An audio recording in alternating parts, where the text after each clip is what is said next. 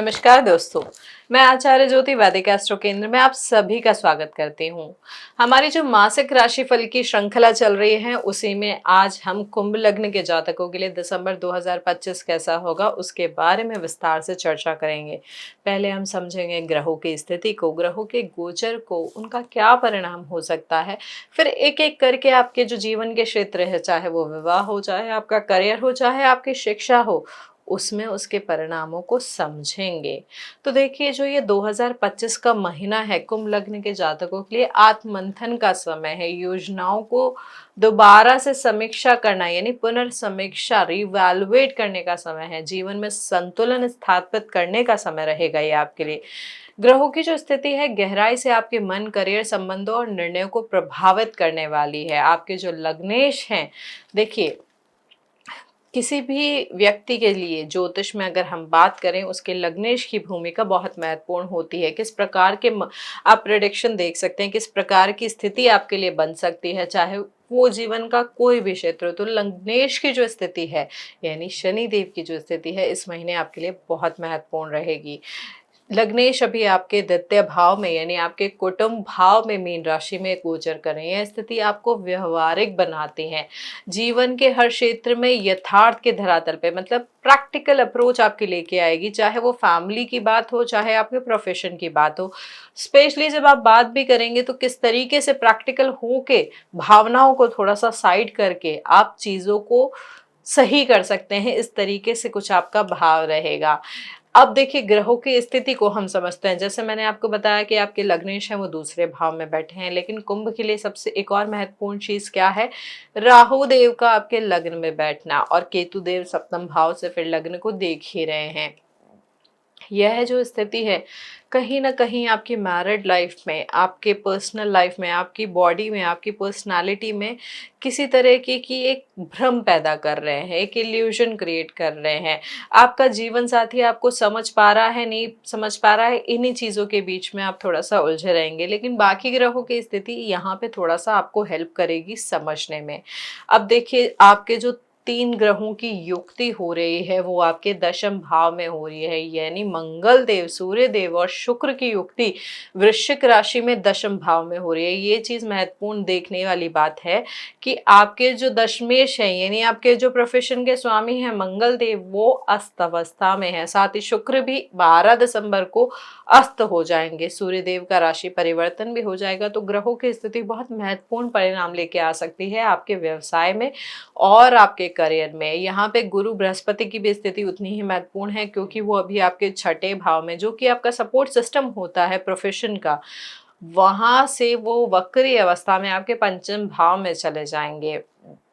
पंचम भाव से वो जो दृष्टि देंगे ग्रहों की, वो भी बहुत ज्यादा महत्वपूर्ण रहेगी कुंभ लग्न के जातकों के लिए। उसके अलावा बुध देव की जो स्थिति है वो महीने की शुरुआत में तुला राशि की है, लेकिन वो वृश्चिक में प्रवेश कर जाएंगे 6 तारीख को ही, और 27 दिसंबर को वो अस्त हो जाएंगे, और 29 तारीख को वो आपकी फिर से राशि परिवर्तन करके धनु में चले जाएंगे। अब यहाँ पे बाकी ग्रहों की स्थिति भी बदलेगी। जैसे 7 दिसंबर को मंगल देव धनु में चले जाएंगे, 20 दिसंबर को शुक्र देव भी धनु में चले जाएंगे, और सूर्य देव 15 दिसंबर को धनु में प्रवेश कर जाएंगे। तो ये जो स्थिति है ग्रहों की बहुत ज्यादा फ्लक्चुएशन लेके आएगी, बहुत ज्यादा उतार चढ़ाव लेके आएगी, संघर्ष लेके आएगी। लेकिन उन संघर्षों को आपने अच्छे से झेल लिया, संघर्षों को पूरी दृढ़ता के साथ सामना किया, तो जीवन में नई रचनात्मक ऊर्जा आपके आएगी, आत्मविश्वास आएगा, स्थिरता का उदय होगा दिसंबर 2025 में आपके लिए। तो ग्रहों की स्थिति कुछ इस तरीके से बता रही है दिसंबर 2025 में कुंभ लग्न के जातकों के लिए। अब हम समझते हैं कि आपकी पर्टिकुलर लाइफ एरिया, चाहे वो आपका व्यवसाय हो, चाहे वो आपकी मैरिड लाइफ है, वहां पे वो किस तरीके के प्रभाव देंगे। देखिए, एक एक चीज को हम समझेंगे, फिर भी जैसे मैंने आपको ग्रहों की स्थिति का जो मोटा मोटा बताया उसका प्रभाव कैसा रह सकता है, थोड़ा सा वो समझ लेते हैं। जैसे कार्य क्षेत्र में इस समय दबाव आपके ऊपर बहुत ज्यादा बढ़ सकता है, भावनाओं का असंतुलन आप को प्रोफेशन में फील हो सकता है। साथ ही साथ जो स्थिति आपकी ग्रहों की बन रही है, यहाँ पे राहु केतु क्योंकि लग्नों में और सप्तम भाव में है, मीन आपके दूसरे भाव में है, मीन राशि जो है दूसरे भाव में, वहां पे शनि देव बैठे, तो आपका व्यक्तित्व कहीं ना कहीं बहुत ज्यादा इस समय प्रभावित हो रहा है। आप अपने भीतर और बाहर दोनों ही स्तरों पर एक गहरे परिवर्तन से गुजरने वाले हैं या गुजर रहे हैं। तो ये जो समय है आपको बहुत ज्यादा चेंज करने वाला आ रहा है, तो उस चेंज के लिए थोड़ा सा फ्लेक्सिबल रहे, क्योंकि रिजिड अप्रोच अगर आप रखेंगे, क्योंकि ये जो कुंभ राशि है ये आपकी फिक्स राशि होती है, स्थिर राशि होती है, ठीक है। तो यहाँ पे स्थिरता आप रखेंगे, स्थिरता जीवन में जरूरी होती है, लेकिन अगर आप बहुत ज्यादा स्थिर हो गए हैं, फ्लेक्सिबल नहीं है, तो देखिए सीधा खड़ा हुआ पेड़ सबसे पहले काटा जाता है। तो इस चीज को थोड़ा सा उस तरीके से समझिए कि आपको इस समय थोड़ी सी फ्लेक्सिबल अप्रोच रखनी जरूरी होगी। अब ये समग्र प्रभाव एक तरीके से आपकी पर्सनालिटी पे कैसा प्रभाव है वो हमें बता रही हैं चीजें। अब हम जानते हैं कि आपके करियर में दिसंबर 2025 ग्रहों की स्थिति किस तरीके के परिणाम लेके आ सकती है। देखिए यहाँ पे हल्की अस्थिरता भी दिख रही है, काम का मानसिक और शारीरिक दबाव भी बहुत ज्यादा दिख रहा है।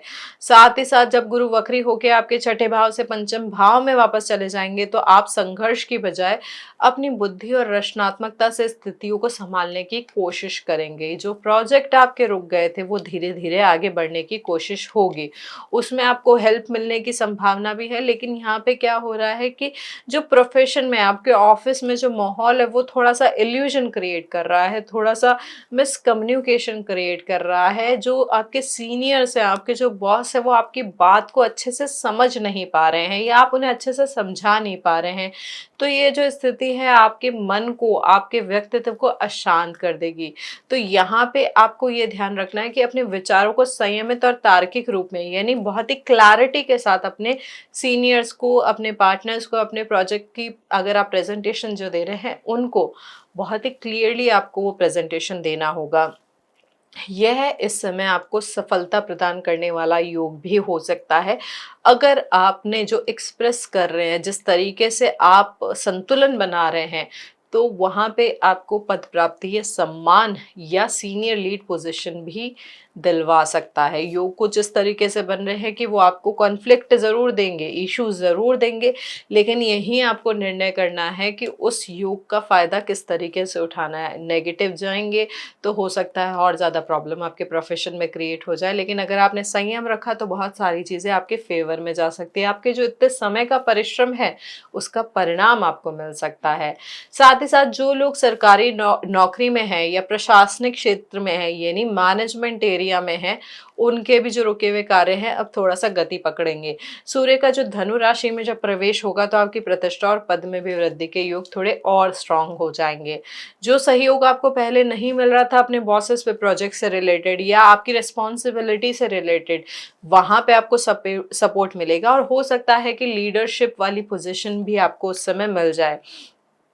यहाँ पे ये ध्यान रखिएगा कि शुक्र देव जब अस्त रहेंगे, अस्त अवस्था में जब वो होंगे, तो वहाँ पे व्यवसायिक साझेदारी या किसी महिला सहयोगी, यानी जो आपके ऑफिस में कोई फीमेल एम्प्लॉय है, फीमेल कलीग है, उनके साथ थोड़े से मतभेद आपके बढ़ सकते हैं। तो यहाँ पे इन चीज़ों का थोड़ा सा ध्यान रखिएगा।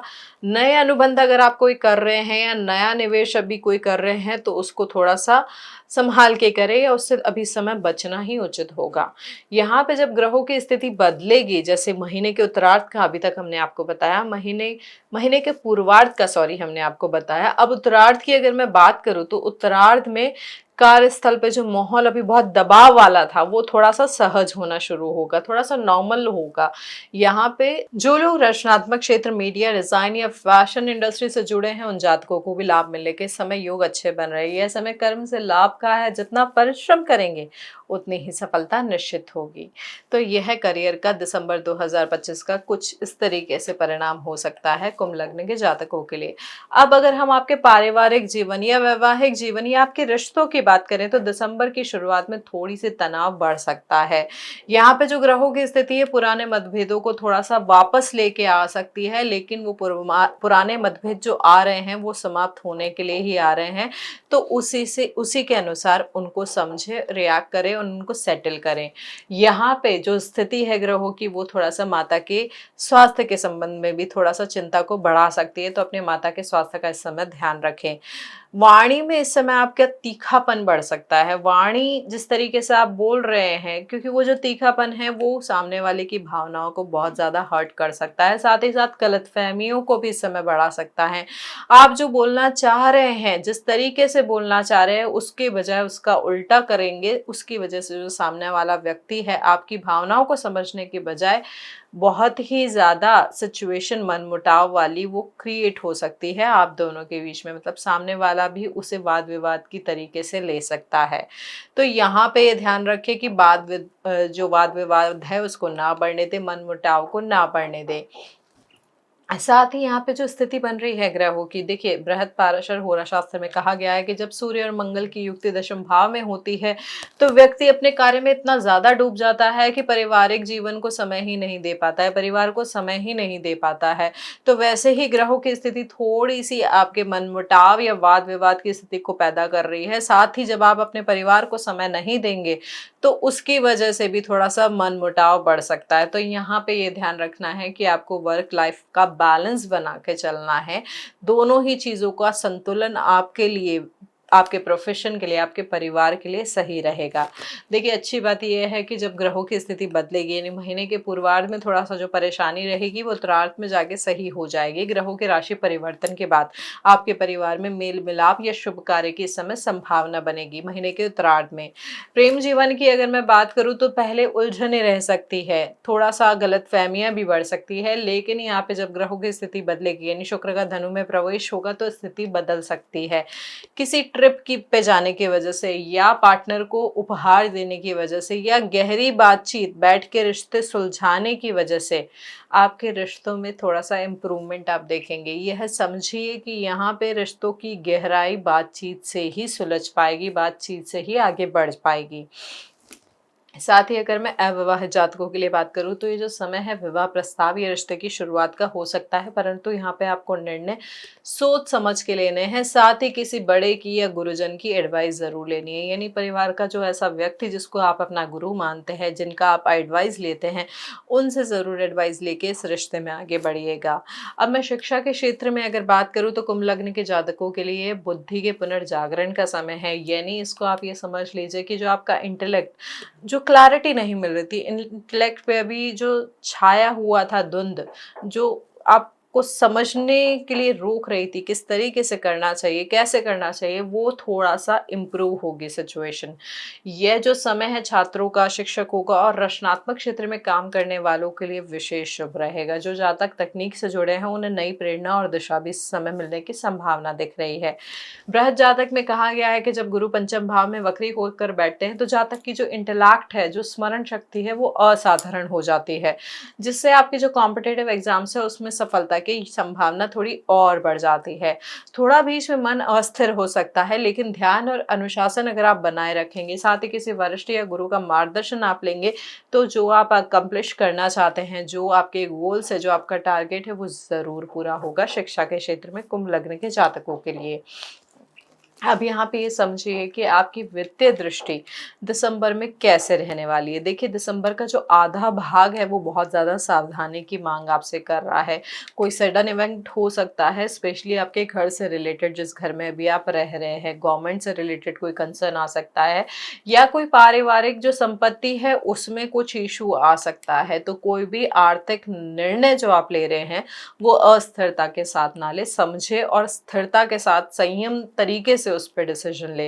इस समय घर, वाहन या संपत्ति के खर्च की भी संभावना दिख रही है, लेकिन जो भी आप खर्च कर रहे हैं, बहुत ज़्यादा एकदम से ना करें। बहुत ज़्यादा ओवर एक्सपेंसेस के चांसेस इस समय बन रहे हैं कि जो आपका बजट है, आप उससे थोड़ा बहुत, थोड़े की बजाय थोड़ा ज़्यादा बढ़ने की कोशिश करें। लेकिन यहाँ पे यह समझना ज़रूरी है कि संयमित रूप से ही अपने खर्चों को देखना है, अदरवाइज़ वो आपके लिए आगे जाके सिचुएशन डिफ़िकल्ट हो सकती है।